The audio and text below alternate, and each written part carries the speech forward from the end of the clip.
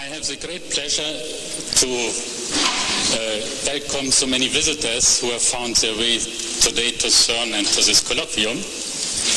And I'm very glad to introduce to you today's speaker, Dr. Moshe Feldenkrais, who will talk about physics and his method. Dr. Feldenkrais studied physics in Paris.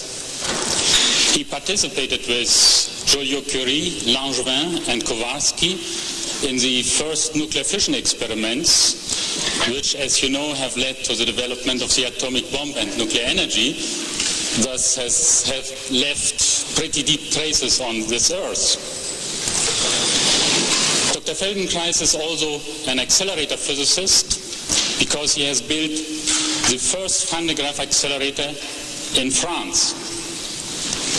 Then, however, he has changed direction, whereas his colleagues continued to go deeper into the details of matter, observing the behavior of particles, of particles, of particles.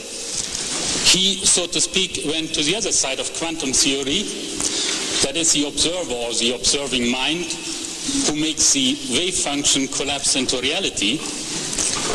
And he did some sort of fusion research, at least as successful as his physics colleagues, and certainly much cheaper. That is the fusion between this mind and the human body. Now, I don't want to waste more of this precious time, so I would just like to ask you, please fasten your seatbelts so that we can take off into the exploration of one of the most fascinating domains of our life, which still exist, partially unexplored. Please, Dr. Feldenkrais. I thank you very much. Though I don't know, you probably exaggerated in your compliments as usual. It happens like that, but I find it very difficult to talk to a new audience every time I do it, because unless I have some sort of inner feeling what the people want, I have no idea what to do, because the thing I have to say are a different Weltanschauung. It's a different way of looking at the world, at ourselves and at everybody else. Where to start in order to be able to say in 1 hour something which will make people understand the thing more closely is not a simple thing. I'll tell you one thing.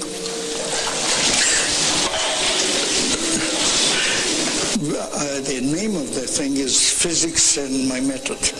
You will find that physics, in the large sense, is actually fundamental to everything. We'll ask you a few questions which will make you what I say afterwards a little bit more interesting and more understandable. Suppose there were no light. No light. No light. Can you imagine that there would be eyes in any animal? If there were no light in this world, would there be eyes? Yeah? Yeah, the anaerobic animals, there are some who would live under the ground, they have no eyes. And what for would nature or God or evolution produce eyes if there was no light? And therefore, if you come to think of it, it's only our ignorance of how the world works that we don't know how light has produced vision and eyes. And you believe that we don't know that actually very good things that show us how it happened. And we already have more knowledge than it meets the eye. And I can, in one way, I think, being an initiator, that I had the means, and actually today already can show that there is enough knowledge that can be used already to improve things which are beyond the ken of humanity. Now, one thing. Can you imagine that if there were no gravitation,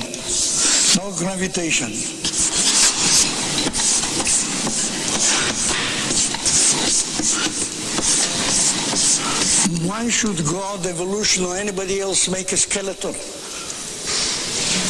Who needs a skeleton if there is no gravitation? Now, if physicists can't explain that yet, it's because they are not busy with it.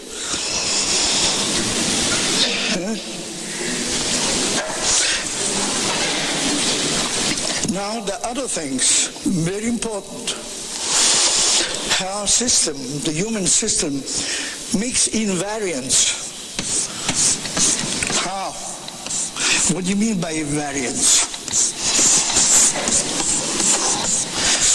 Well, physicists know what invariants are. But what sort of invariance have we? I'll show you what sort of invariance we have, just to have a minor thing. What's this? Can you see it? Can you tell me what's the size of it? Well, there's no scientific instrument in the world that will not show this as a dot, insignificant if you look from there at this. Yet you see it in its real size. And that, no matter at what distance you see it. It's here, it has the same size to you as it has here. But no camera will have the same size here and there. Who makes it invariant? No telescope would see it like that. There's no scientific instruments except today we could make something with an electronic computerized thing that would adjust for that and make the size remain invariant. But it's your brain that does it, my brain that does it. How does it do it? Where did it learn to do such a trick? So you can see that unless you start with thinking from that point of view, from a physicist's point of view, from a scientist's point of view, you make no sense of what's happening with us and what we can do and what we cannot do. Now let's see how can we explain something to get nearer to some sort of general understanding. We find one extraordinary thing. All animals must learn something, but a cat or a cub of a tiger has a few trials. Birds have a few trials and they can do everything that their parents can do. Human beings have no inherited instincts or reflexes practically. Compared with other animals, insignificant. In other words, most animals have a phylogenetic organization of the brain which is connected in the way it is. To give you a silly example, a dog, an Eskimo dog, a South African dog, a Chinese dog, and a Geneva dog bark the same way and understand each other. And even more than that, if they raise their leg and do something on a telegraph post, all of them understand the meaning quite clearly. But in human beings, if you are born in Geneva, you can't understand anybody who is born in Japan. How come? Therefore, how come that the Japanese child learns only Japanese and the Genevan child learns only French or a little bit of Italian and German? How come? We find that extraordinarily the human being has a brain which is capable of learning one of the 3,000 languages and 4,000 dialects. But when he comes to the world, he doesn't know one. And he doesn't know one. And the connections are made by whom? Who connects the brain to produce that sort of breathing, that sort of pronunciation, that sort of palate, that sort of mouth, that sort of standing that will produce, because if you believe it or not, there's not one language that resembles the other in the way the palate is formed. If you listen to some people, there's not, you can tell. When somebody talks French and was born in Poland, you'll find that he can't say, I love you, he say, I love you. I love you. He doesn't know to say L. And other people can't say über or bu. Or others can't say the Russian Yuri. And Arabs can't say P, they say Palestine, they can't say Palestine. And they say, be like boy or be like bereps. Which means, is it a B or a P, but they can't say it. They say, be like boy or be like bereps. And in Arabic, a ship is vapeur. But you know, the French came to Egypt first, and it was called vapeur, but the Arabs say babor. And this is the world over. In other words, the child learns. And this learning is, to my mind, one of the most important things, because there are two learnings. One learning is, you know, it's academic learning. Academic learning. It means you can do it or not do it. You can be a physicist and you can be a chemist. And you can be an archaeologist and you can be a lawyer. And you can learn anthropology and you can learn any damn thing you want. And you cannot do it. And you can postpone it. If you fall in love, you say, who wants to learn medicine? I have more important things to do. I want to raise a family. Yeah? So that's possibly easy. Learning, academic learning can be done and not done at will. Can be postponed or taken early, as you wish. But tell me, what sort of learning is the one? Could you ever skate before you can walk? Just think of it. Who could skate before walking? In other words, who could walk before crawling? Huh? In other words, there's a kind of learning which has a strict sequence. It must be done like that, and if it's not like that, it just doesn't work at all.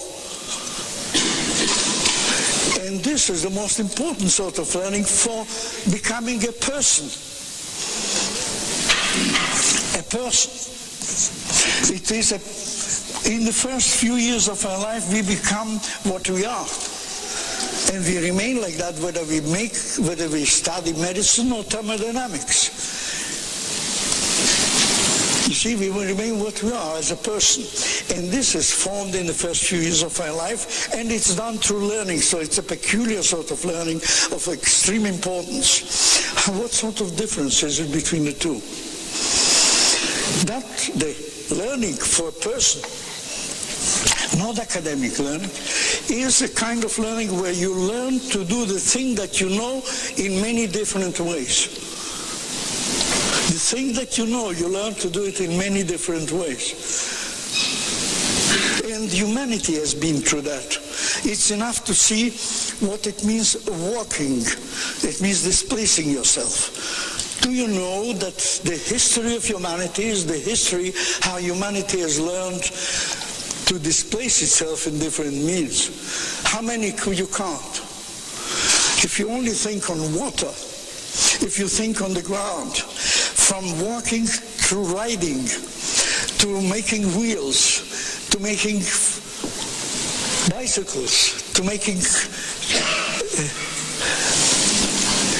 chariots, to riding horses, to sliding, to gliding, to ski, and all the shipping business, sails and rudders and everything. And every one of those achievements were an achievement to the culture of the human species.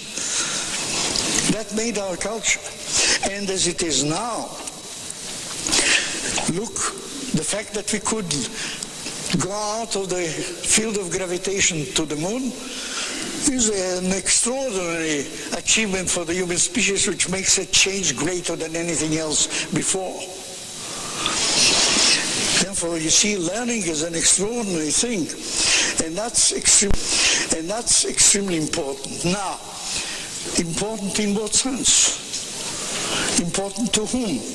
I say that the way we are, we don't really understand what the world is about and what our role is, and what sort of learning, what can we do with ourselves. I believe that most people today never or rarely use 10% of their inborn ability. 10% at the utmost.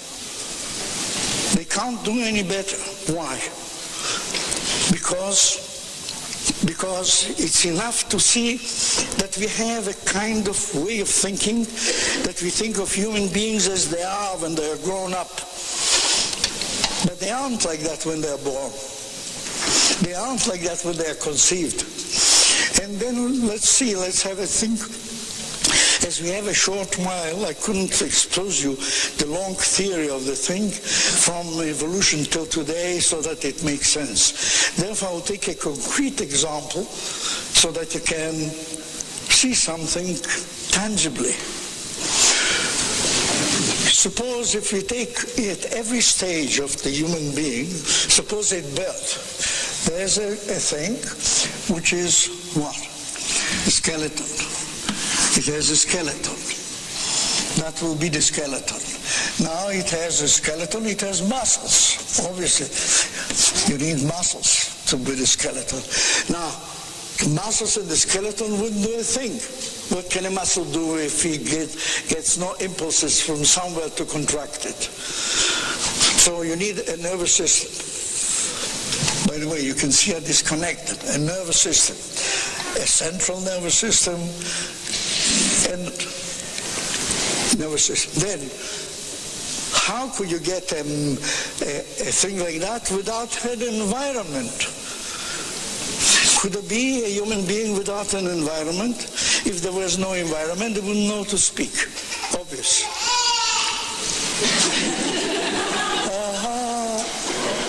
Yeah, that's a nice little boy.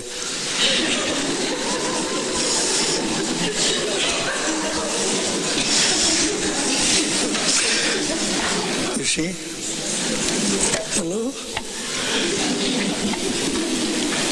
Vous voyez, il me sourit. Pourquoi? Hein?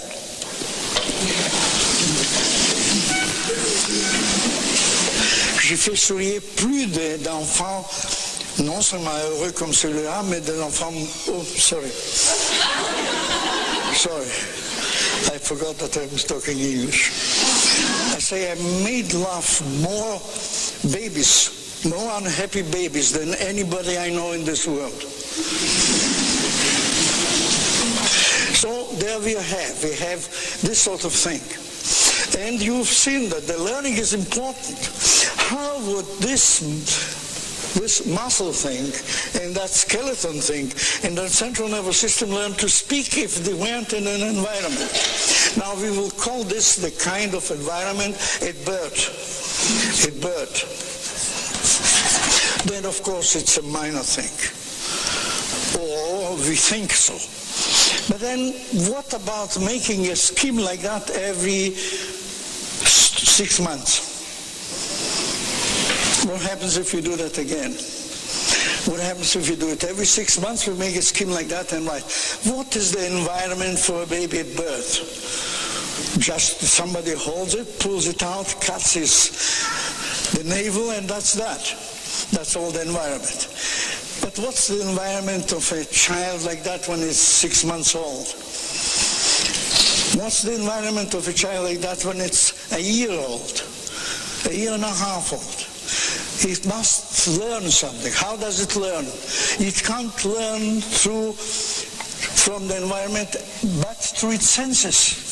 If it had no senses, it couldn't learn to speak. It couldn't learn to speak a given language. Therefore, how does it learn it? Who teaches it? Who knows how?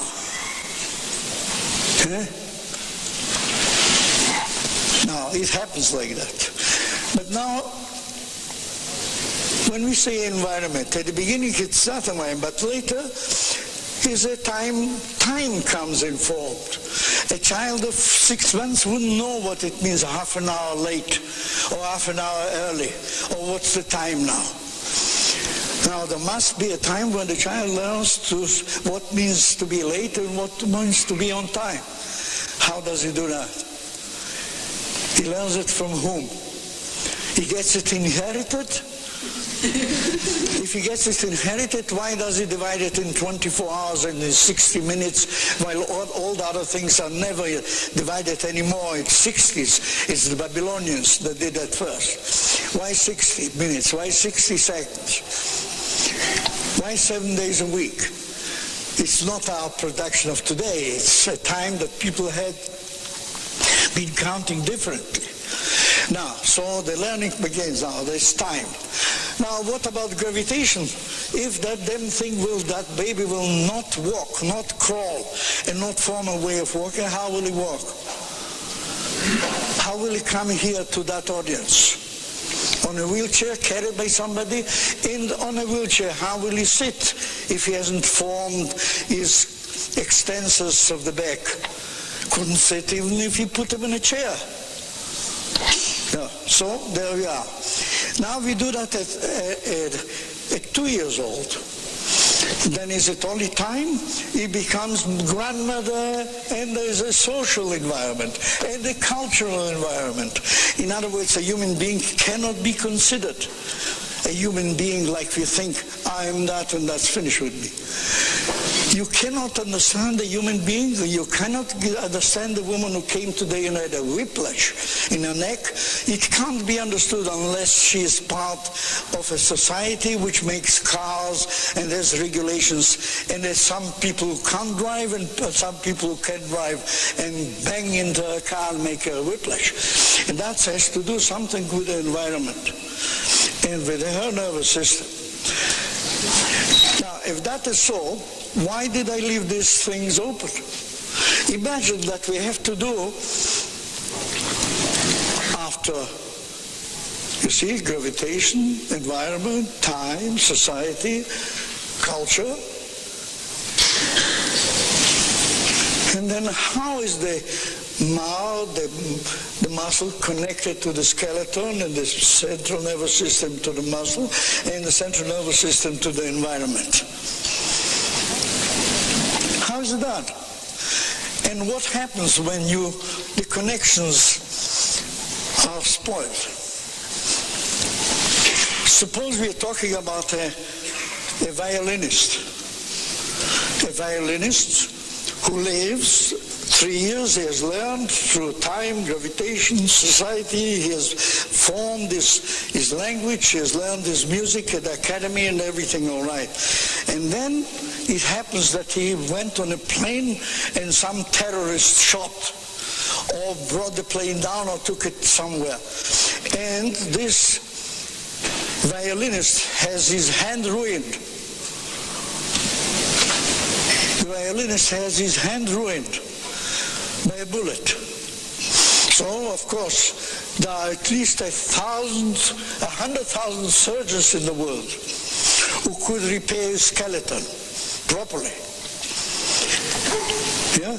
There are about 100,000 first-rate surgeons who could transplant and join muscles wherever they were torn or not, and organize that. There are another 100,000 neurologists and surgeons who could operate on the brain to do everything necessary to clean it. You know, I don't think it will work all the time so well, but it could be that. Now, Once you have corrected that person, corrected his nervous system, took out all the blood, the fusion from the bang that he got, and corrected his skeleton, corrected his muscles, after that, what do you do? The neurologist and the psychologist say, that arm cannot play the fiddle anymore. So what you do? You're doing some physiotherapy, some acupuncture, some psychotherapy to make that arm more or less acceptable by the violinist. Now, the trouble for the violinist is not the arm. It is really his relation with time, society, and culture. That is his trouble. It is the fact that he has built his life as a violinist, and now he can't play the violin anymore. What's he going to do? How is he going to live? So the trouble is not in the bones and that, and nothing there. But nobody can make that man play the violin again. Because you can't play a violin by having a good skeleton and good muscles and a good nervous system. I have a good I can't play the violin. So what do you do? How come that he lost the ability of playing the violin? It is that he has formed from early childhood. He has used his senses just like learning a language. He has differentiated his hands, his hearing, his way of acting, and the importance of seeing the music and learning to play, not to have the apprehension of the public, and learning all that to become a violinist of repute. It is a job for many 10, 15 years of adjusting our nervous system through the senses to the external world. Believe it or not. And this being done, you can see that once you have corrected all these things, you still can't play the violin. In other words, you come there and you find here that you need somebody with functional integration, the way we look at it, or the way I have looked at it for many years and evolved. If you do that, then you find that the whole thing has a solution. A solution meaning that in the first place, how did the violinist become a violinist? By taking his senses and using the influence of the external world coming through his senses, making the connections in his brain to play the music, hear the melody and know the notes, and know how to differentiate his hands to reproduce the kind of sound that he had in his mind's ear. That took many years to do. Obviously, this has nothing to do with the skeleton, has nothing to do with the muscle of the nervous system by itself. There is a kind of learning that the external world, through the senses, has made the connections in that brain to make a violinist out of it. Now that the violinist is in trouble, it's not by correcting his arm or his muscles or his nervous system that he will become a violinist again.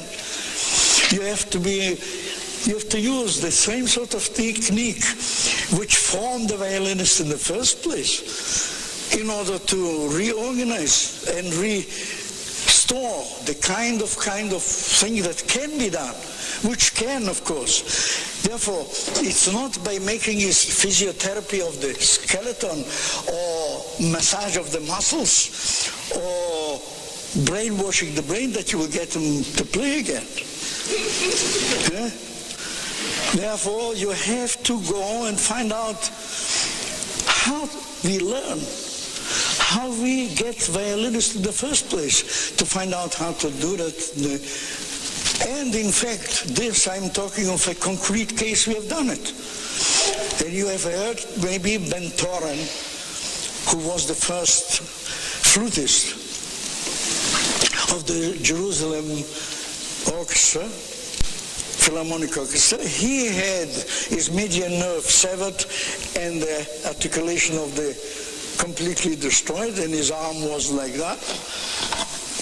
And he couldn't do it, and everybody advised him to change his profession. It took us about 2 months. He followed me and my assistants from Israel to America because, as I'm going now on the 13th again to America, we couldn't treat him there. He came to America, and it took us another 6 weeks, and the man was reintegrated with a destroyed arm and with a severed median nerve, with an arm like this, was reinstated at the Philharmonic Orchestra to be the first flutist, and the orchestra has made a special evening for him, and it was in the hall, in the press, in the World Press. You can look at the Jerusalem Post of the time and see that that happened. Now, that being so, you can see that it's not just a minor thing that you think that way or that way. If we don't realize how we learn, how we adjust, what our nervous system does in order to learn, and that we are the only animal that comes to the world without a phylogenetic organization of the brain, that it must be ontogenetically. Everyone in his own experience learns a language. Everybody in his own experience learns to walk. Everybody in his own experience must do that. You can't do it otherwise. Therefore, we have an extraordinary liberty of making connections, of learning from the environment. Now, if you come to think of it, to ask you a question, think 1 second, think 5 minutes and see whether you can find an answer. What for has nature, God, or evolution made a nervous system? Most people, until 2 centuries ago, 3 centuries ago, and the many billions of people, of animals now in the world, don't know that they have a nervous system. They know that they have a leg because they can hurt it and they can work with it. They know that they have eyes, they can get blind. But who on earth wants a nervous system?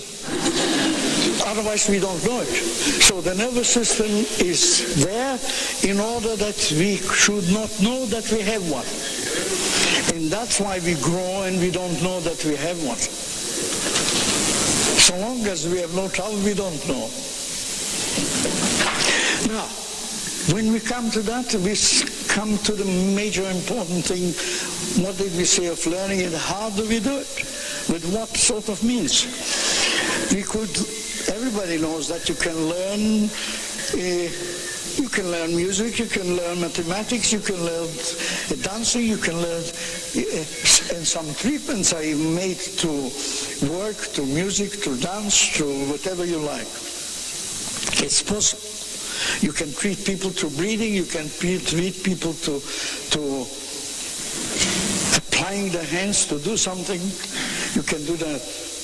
But the most general thing whereby people can learn is the most important cue to life. The most important cue to life is action, movement.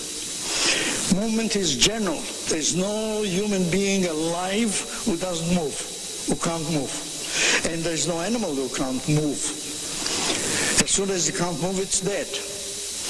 Move in most general way, breathing, moving, being upright. And you will see how this thing goes on. If you keep on just following the thing, you will see that it's a new world and enabling the next generation to be infinitely superior to the one we are now. They will look at us as we look at the Middle Ages, as backward people. And that is this. If you take biologically from the start, all living thing, animal or vegetable, must be self-reproduction. If there is no self-reproduction, there is no species. There is nothing that can work. So that must be so. And the next thing must be self-maintenance. Any part, any animal that does not maintain itself, means doesn't take its oxygen, water, food, excretions, so maintenance. If he doesn't get that, how long can he live without air? A few minutes? Not much. The best divers can't live more than 5 minutes underwater. The best divers, the best pearl divers in the world, can't do more than 5 minutes. So that's the limit, what you can do without self-maintenance. Now, the next thing is self-preservation. Self-preservation.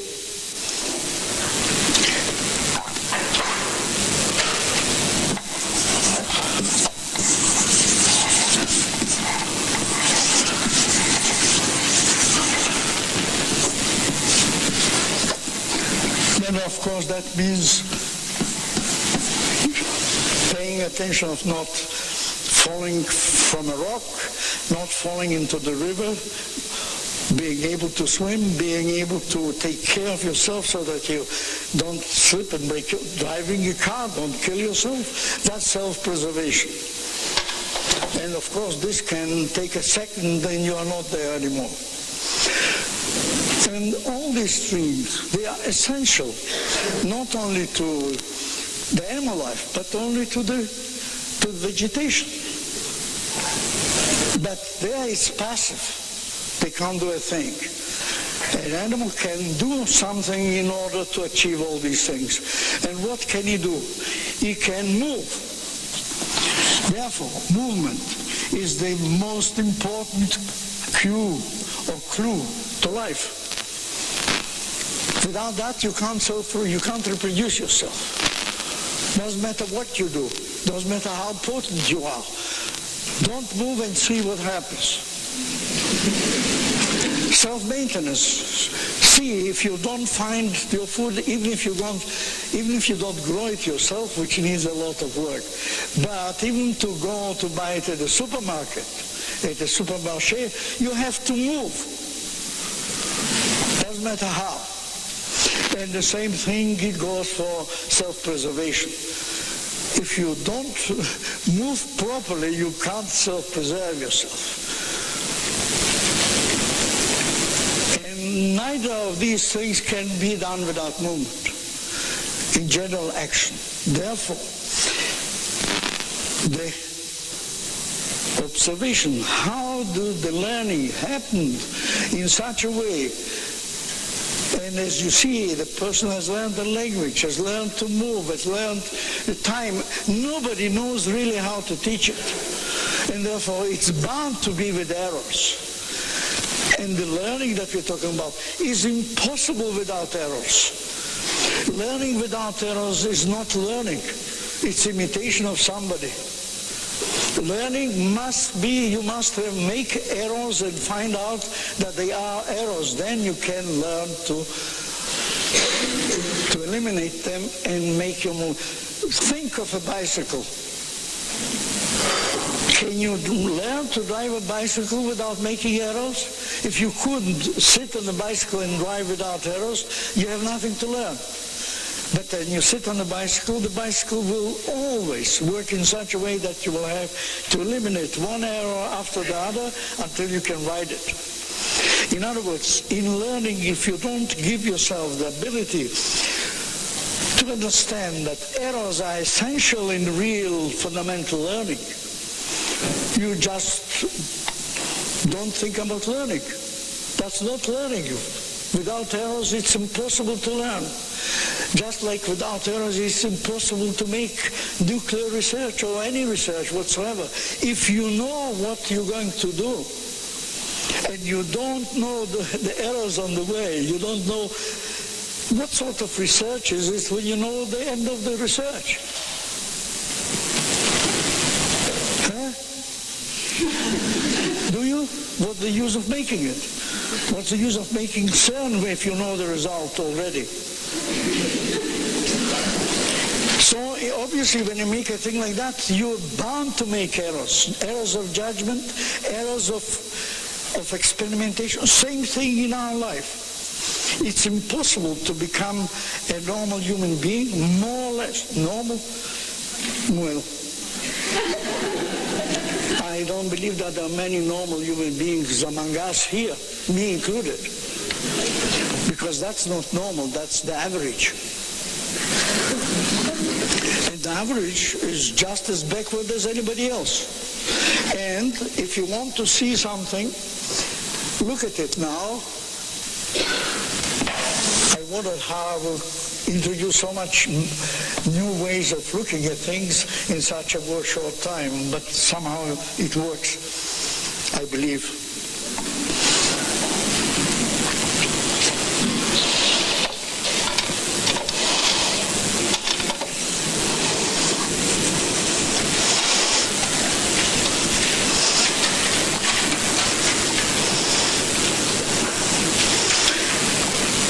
See how we get over from these things to more concrete things in our lives. How do I know to stand? How do you know to stand? You couldn't when you were born.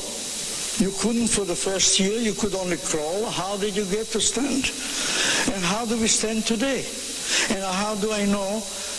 And if you look a little bit to yourself, how we got from the movement, how we got to be able to stand, and moreover,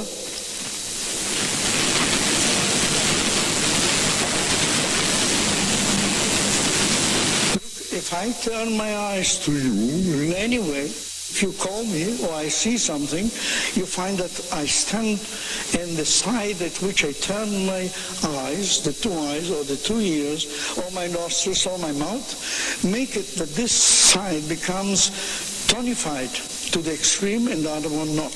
So, and you see the sternocleidomastoideo on this side and the eyes. And I don't know whether you know, many of you might probably do, the work of Magnus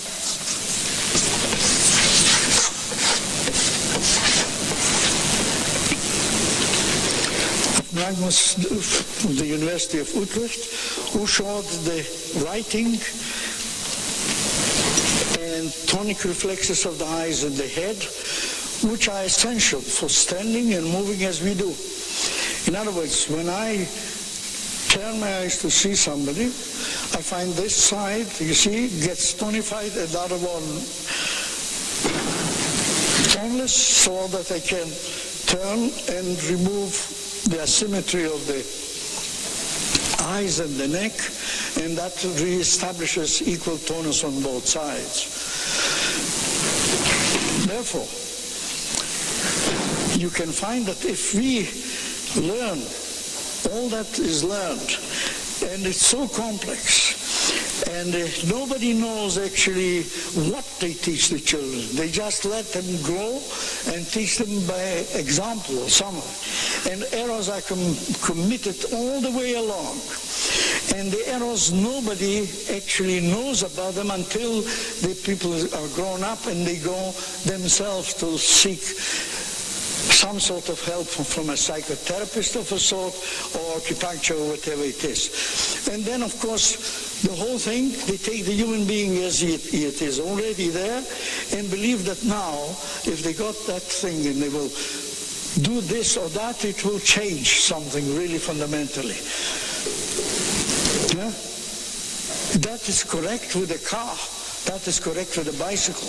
But it's not correct with the human brain that has, from the start, from the initiate, from conception, has had to form and learn from the environment to make his own ontogenetic, his own personal connections, so that in the same family, from the same parents, 4 children are not the same. They are not the same because of what? Their DNA is practically the same. Everything is the same except what? Their personal experience. And in the human species, the learning is the most important personal experience for anybody. It has a greater influence on their future life in society, in their opinion about themselves, than their DNA.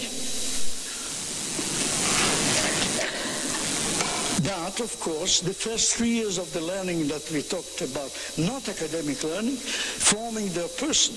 Now we find then when they grow up and they have no ability to enjoy life the way they would like to have it,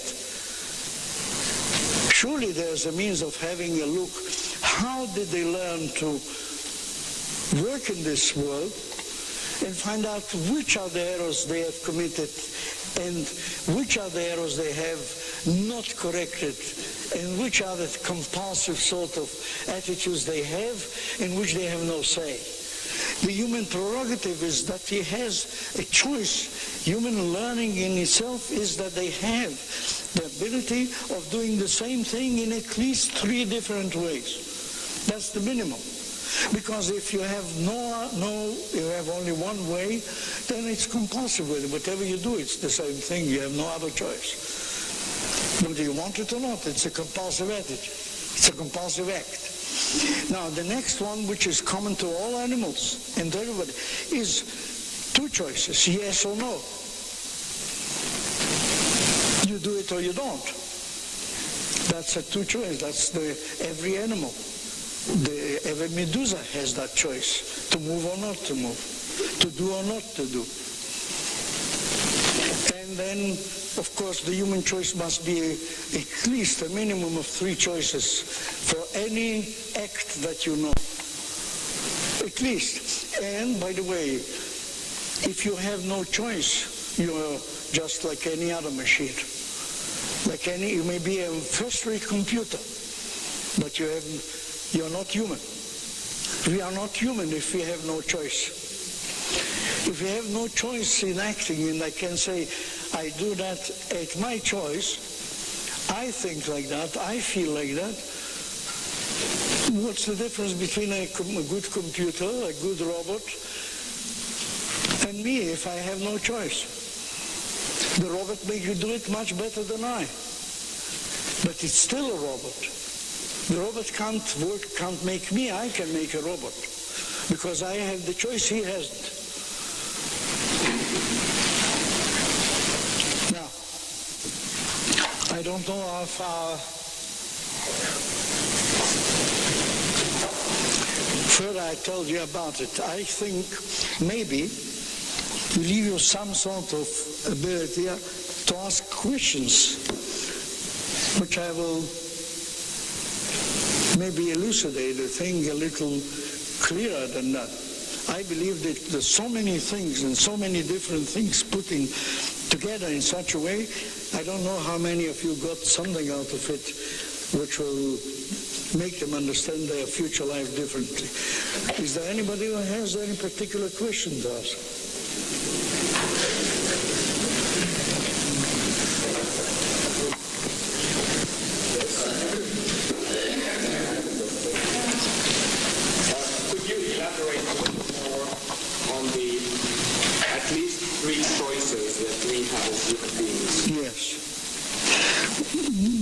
What do you mean by elaborate that? I say that if you have less than 3 choices, you have actually no choice. Because yes and no is no choice.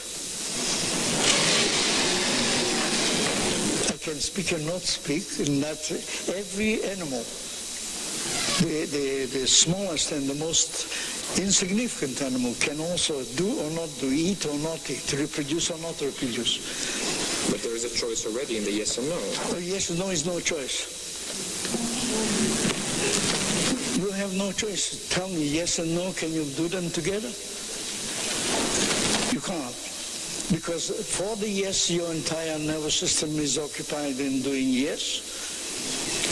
And for doing no, your entire system is occupied to doing no. We can't, in our system, make yes and no at the same time, can we? Can you think yes and no at the same time? In words, yes. But you do that and don't do it at the same time. Cross your hands and don't cross them at the same time. Your entire system is involved in crossing, and your entire system is involved in uncrossing. Therefore, it's no choice. You haven't decided anything. You just can't do otherwise. It's machine-like. You can do something if you can decide, I will do that or I won't do that. You do it that way or do it that way. Then, of course, you have a choice. Therefore, you can't have, actually, very healthy, strong people have more than one, have 15 choices. To give you an example in which you probably find it easier to follow that. Suppose, how do people love? I mean, men and women, how do they love? Suppose you have only one choice. Would it be love? Would it be a thing that it depends on you? Subsistence of the progenitor. The mother is more interested. Some mothers have sacrificed their lives for the child to live. You see, that sort of attitude, if you can, you as a therapist, produce that similarity and produce a touch, disinterested, but interested in you, not in what you are to me, then you will find that you will inwardly begin to tell your kinesthetic sense to find out what it does to you in such a way that you will never be able to do it otherwise. Kind of touch, the kind of thing that will allow the nervous system to get into the best of its organization. I have seen things like that a baby, 3 weeks old, the mother says he has something wrong with his ear. She goes to the doctor and he looks and he says nothing. And then it turns out that the mother was right. 3 months later, I've seen mothers who had a child which had some sort of trouble with his motor function. And she was to about a dozen different doctors. Everybody examined and made scanning and did all the tests and said nothing. And then when the child was 4.5 years old, it was as obvious as anything that the right side is practically paralyzed. And the mother said it from the first day that she had the child in her hand. Now, how did she know? She didn't. But she was interested in the survival of the child more than anything else. And therefore, she can produce a kind of attitude which the therapist today, if he touches you, therefore, if somebody outside is a real friend to you, I mean, a real friend in that sense that he doesn't want anything of you, anything to gain from you, just to assist you to get a better contact with yourself, you will find that that person will actually remind in you, evoke in you very old unconscious feelings that you knew only when you were a baby. And therefore also anybody who comes there and wants to cure you and wants to do you something and tells you, look, I tell you, you must do something, you must change the way you live, otherwise it won't work, he has a chance of helping you. You know, Emile is the savior, the Faire de Frost. It means like the cold of last year. Has no chance. Doesn't matter what sort of therapist he is or she is.